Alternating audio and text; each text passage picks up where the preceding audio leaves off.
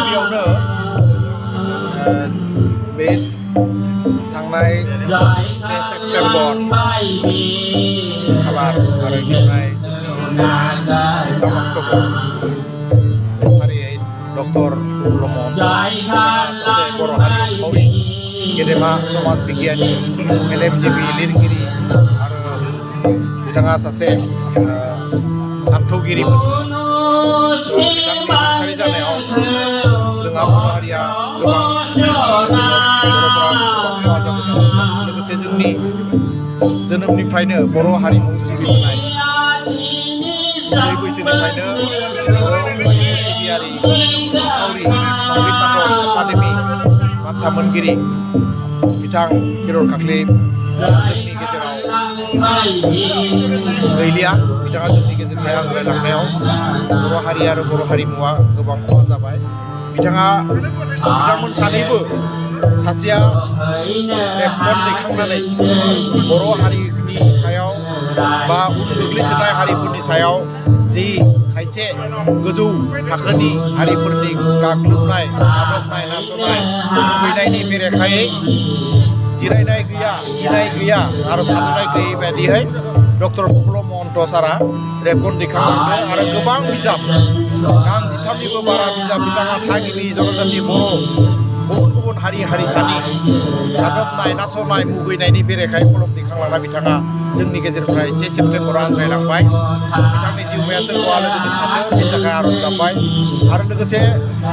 खिरर खाख्लारि बिथाङा 2005 मायथाइयावनो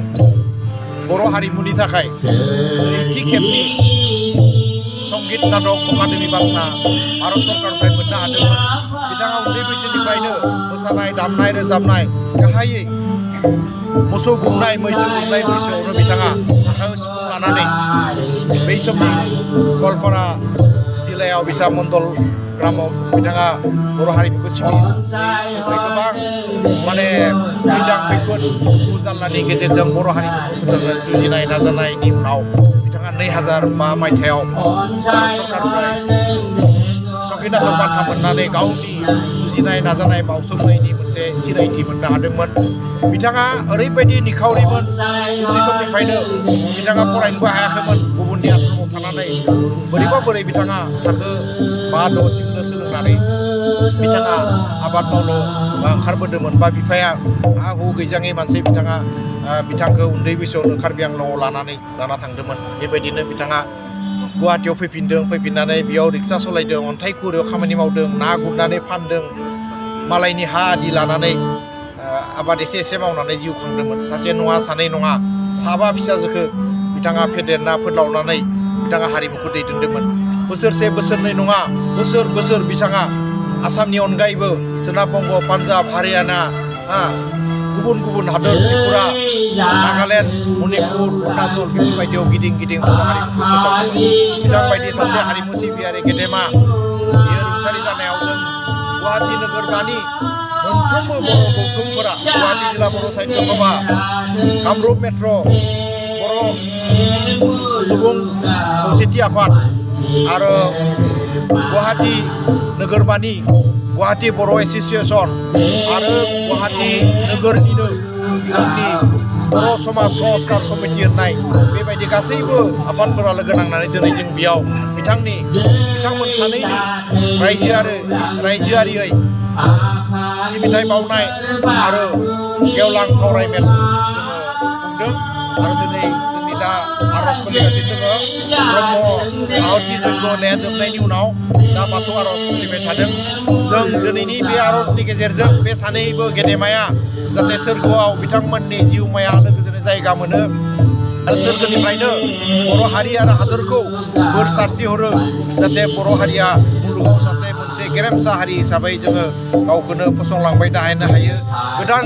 जेनेरेसनफोरा गोदान जोलैया जाहाथे बर' हारिमुखौ अनसायो, गोदान जेनेरेसना जाहाथे बर' गावबा थामोन्थानि थाखाय गावबा गाव हारिनि थामोननि थाखाय गोख्रों रेबगन दैनानै लिरनायनि गेजेरजों मुलुग दरबाराव बर' हारिखौ डक्टर प्रफुल्ल महन्त बायदि फसंलाङो। बेखौनो आं दिनैनि बे जोंनि रायजोआरि सिबिथाय बावनाय आरो सावरायमेलनि हाबाफारिनि गेजेरजों बयखौबो खावलायनाय जाबाय। बिथांमोननि रुंसारि खिरर खाख्लारियानो जा बा जोंनि गेदेमा जायफोर दंमोन रुंसारि कामिनि कुमार नार्जारियानो जा बा जोंनिया रुंसारि डक्टर शोभा ब्रह्म सारानो जा जोंहा गोबां गेदेमा रुंसारि जालांबाय बिथांमोननि अरायथा बिथांमोननि गोसोखांथिखौ फोथांना लाखिनो थाखाय नंगौ दिनैसिम जोङो जेबो गेदेर हाबाफारि लानाय नुवाखै नाथाय बिनि गेजेरजोंब्लाबो बुंनांगोन 2005 मायथाइयाव जेब्ला किरण खाख्लारि आदैया भारत सरकारनिफ्राय संगीत नाटक अकादेमि बान्था लाबोनो हादोंमोन बे समाव बियो दरजा बेरानि मायरा जिरा थिंनि सालिया न'आव थायोमोन प्लास्टिक खोबनानै थायोमोन अखा बांखा गोलैनाय समाव जेथिया बान्था फोसावनायनि उनाव बे खौरांखौ बै समनि बिटिसिनि गाहाय मानिनां रमा महिलारि बिथांनि खोमाव सोनाय जादोंमोन बिथाङा लोगो लोगो बिथांनो न' गंसे लुना होनो थाखाय थांखि लादों आरो बिथाङा 5 लाखनिबो बारा रां बिटिसिनिफ्राय गनायथि होनानै बिथांनो पाक्का न' आरो थानायनि राहा खालामनानै होदोंमोन बे मोनसे सनमान होनाय जादों आरो लोगोसे बिटिसिनिफ्राय थांनाय 2007 मायथाइयाव जोंनि नीलेश्वर ब्रह्म हारिमुवारि बान्थाखौ बिथां किरण खाख्लारि आदैनो होनाय जादोंमोन गतिके जों बावथाराखै होननानै बुङा एसे एसे बावदों खिन्थु बेखौ अरायथा गोजोर खालामनो थाखाय जों हाबाफारि लायाखै लानांगौ किरण खाख्लारि बा कामिनि कुमार नार्जारि बिथांमोननि गोसोखांथियाव मोनसे गेदेर हारिमुवारि मावथांखिसालि बानायनो हायो शभाराम ब्रह्म डक्टर शभाराम ब्रह्मनि मुङाव गेदेर मोनसे आर्ट गेलारि बा बेखौ गोसोखांथि मोनसे लाइब्रेरि गेलारि खालामनो हायो बेबायदि दा जिहेतु जोंनि